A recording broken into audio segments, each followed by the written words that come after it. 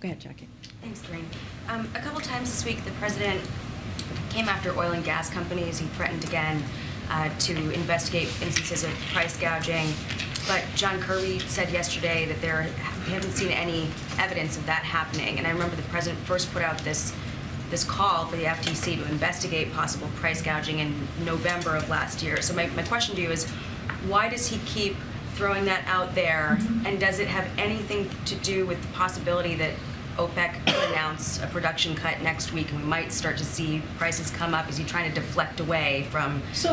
As you know, we're not going to speak to OPEC Plus. We are clearly not a partner or part of OPEC Plus. So they are an independent entity, and we allow them to make their news and their announcements on their own. What we're saying is we're just making sure that while people are we are all dealing with a hurricane, that gas and oil companies don't take advantage of it. It's just a little bit of a, hey, we want to make sure in this time when people are losing their homes, when people are dealing with an incredibly difficult time, that we shouldn't take advantage of it. That's it. It is just coming from the president, and we feel that coming from the president is a powerful voice. And so, look, we know that disruptions from hurricanes can pose challenge to markets, but the latest projections show that major refineries should not be impacted by Hurricane Ian.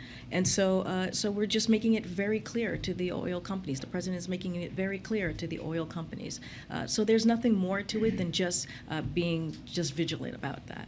Does it at all run the risk, though, of further fraying the relationship between the administration and these? There's been, obviously some space between, their position, industry head's position, and the White House in terms of attitudes toward fossil fuels and, sort of casting of blame from side to side. The companies will say, well, the Biden administration is hostile, and that's why, we can't ramp up production. Does this kind of rhetoric make it worse? I think so. As you know, the oil companies are currently meeting with officials, White House officials, and the Department of Energy.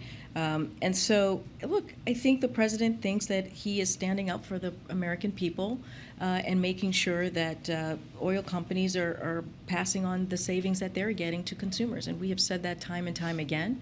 And this is something that the president thinks it's important to use his platform to do so.